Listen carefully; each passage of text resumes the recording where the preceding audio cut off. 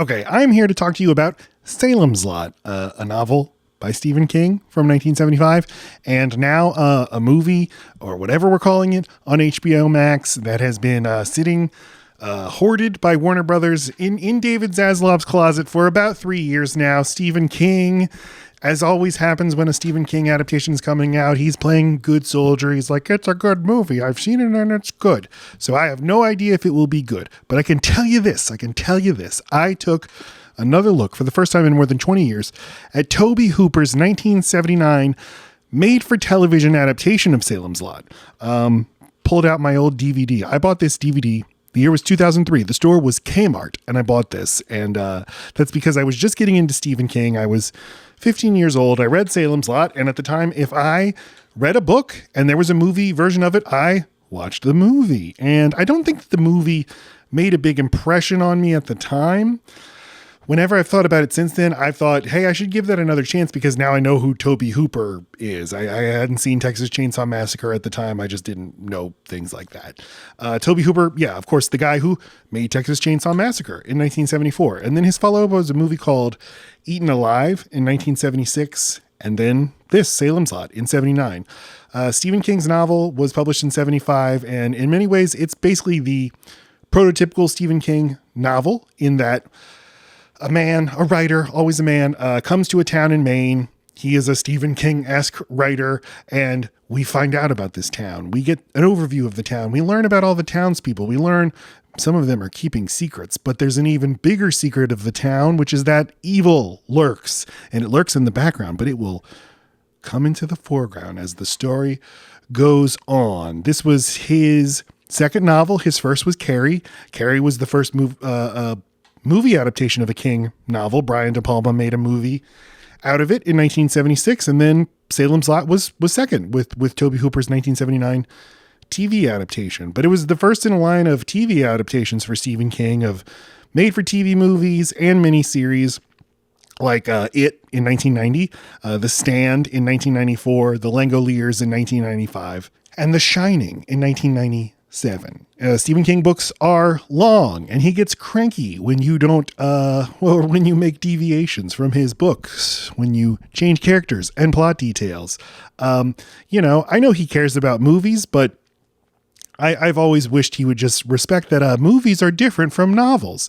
And sometimes somebody like Stanley Kubrick makes a movie out of your book, and it's better than anything you could have done. And that's okay. That's okay. Books are not movies. Movies are not books. Anyway, Salem's Lot. It's just so much fun. Tobe Hooper is at the top of his powers. Working within the restraints of television actually brings out the best in him. I do miss the violence, the gore, the grime, the sleaze of Texas Chainsaw Massacre and some of his other movies like The Funhouse. But you can really see working within the constraints of television, not being able to do gore, nudity, cursing, stuff like that. You could see why Steven Spielberg thought this is the guy to direct my family-friendly horror movie, Poltergeist. He's so great at creating a moody atmosphere that totally engulfs you, fills you with dread. I will caution you, I loved this movie, but it is like designed to hit the pleasure centers of my very weird and specific brain, which is to say, I love the look and feel of the late 70s and the early 80s, and I love horror movies from that time period. I love the Friday the 13th series and the early Halloween movies. I love the slow pace of 70s movies in general. 70s movies have a hangout vibe to them. It's like, hey, we don't need to be in a hurry. So they require a certain mindset. I know that it's not for everybody, but I also just love the aesthetics of the 70s, and this movie has it in spades. I like seeing, the main character of this movie played by David Soul. He's constantly wearing a jacket with elbow patches. Love to see it. I love to see people sitting down for a lunch that is a plate that has a white bread sandwich with a glass of milk next to it. That's your lunch. Love to see it. The movie, it again is a slow and deliberately paced. You got to hit 3 hours. This aired over 2 nights on CBS on television. So there's things like, you'll just watch James Mason scrunch up his face as he thinks about things, as he looks from one way to the other, from thither and yon. And it works for me because you need to just sit with this thing, sit in the dread, and perfectly calibrated to my brain, sit in the coziness of this 70s horror movie. Minor spoilers for Salem's Lot. Now, this is not really a spoiler, because if you bought the book or if you buy this DVD and read the description of the back of the DVD, it will tell you what's going on in this. But if you actually watch the movie, this 3-hour movie, it's like an hour 20 before you actually find out the thing. And the thing is this. The thing is vampires. There's vampires. There's vampires here in Salem's Lot. Actually, well, there's one vampire. So the story is this. James Mason, the great James Mason, plays a prim and proper British gentleman who comes to town to start an antique store. I don't know why I'm talking like that. To start an antique store, and he's very mysterious, and he has a mysterious business partner named Mr. Barlow, and everybody, Mr. Barlow is not there, but this is a small town with nothing going on, and everybody's like, when are we going to meet this Mr. Barlow? We can't wait to meet him. He sounds real interesting. And Mr. Barlow is a vampire, and James Mason just takes him around from town to town. And I love, if you've seen Mike Flanagan's Midnight Mass series on Netflix, which was very deliberately a Stephen King tribute, a Stephen King kind of pastiche. Salem's Lot is the main text that he's working from. It also has a guy basically just taking his vampire to a town, and then the vampire, he lets it out, and it takes over. It unleashes a contagion. You watch the contagion take over the town in this movie, and it's so cool to see. I mean, I love it when you start seeing people leave town, because they can sense something in the air, something's not right. And the halfway point of the movie is James Mason watches a truck go by, and it is the first people in town that he can see leaving town, because they have all their stuff in the back of the truck, and he looks on with triumph. If Tobe Hooper's one reason to watch the movie, the other major reason is James Mason, one of the best to ever do it. And he is playing this guy, this Mr. Straker, this guy who travels around with his vampire. Presumably they've done this hundreds of times. They've gone to towns all over the country and world, to little bumpkin towns. They've gotten all the questions from locals, like, what are you doing here? What's the deal with you?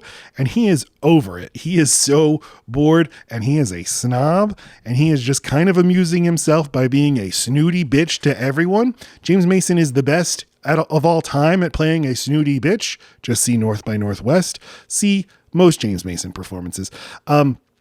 I love this particular scene, and I will insert it here, where he tells the yokel cop what the Italian word ciao means. I watched it several times because I found it so delightful, and here it is now for your delight. Bye.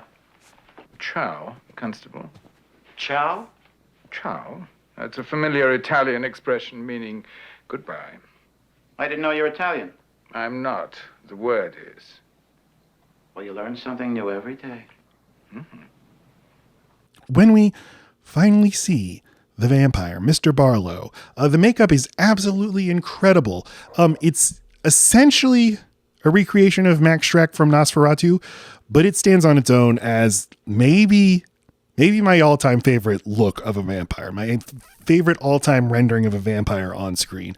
And I think that this movie is able to do something that I personally find very difficult, which is it makes vampires seem scary. I've always wondered why people view vampire literature and vampire movies as scary, but this movie kind of gets at something, which is it gets at the fear that comes from vampires, a vampire contagion taking over your town, like a disease, like a pandemic. And then the experience of being drawn in personally by a vampire, of encountering a vampire, interfacing with a vampire, and it feeling like a fever dream. It feeling like, I don't know what's happening right now, and I'm going to wake up tomorrow and not know whether or not this thing really happened. And I think that Hooper just does a phenomenal job of depicting that here. Other thing that's great about this movie is just deep bench of performers. I mean, you have Bonnie Bedelia, who's, from Die Hard. She's the love interest, Susan, in the movie. You have one of my all-time favorite character actors, Alicia Cook Jr., and he plays the town drunk Weasel. Weasel is his name. And then you have Kenneth McMillan in my favorite performance other than James Mason in the movie, and he plays the constable. This is the guy who played Baron Harkonnen in David Lynch's Dune. So how about that?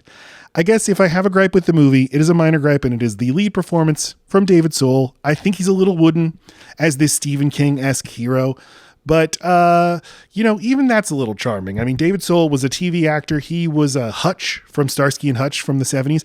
And the vibe of this performance is kind of like William Shatner trying to be serious. So there's a charm in that I like. Maybe you don't like it. I know that these things all seem perfectly calibrated for me. But if this is interesting to you at all, it's a 3-hour movie, but you can watch it over 2 nights. Like pretend it's 1979. Pretend you're tuning the set to CBS. You watch 90 minutes one night, watch 90 minutes the next night, and you have yourself 2 good nights of programming.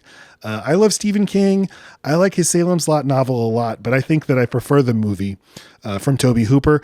I don't know if I will enjoy this new movie because what I find so appealing about Tobe Hooper's movie comes from the filmmaking. It doesn't so much come from the source material. The book's good, but I think Stephen King did that version of the story better in the future. But I'm curious to see this new movie and curious to hear from you if you've ever seen Salem's Lot. It seems like it has a really good reputation and has been very influential, but let me know if you've seen it or if you are interested in seeing it. All right. Thank you.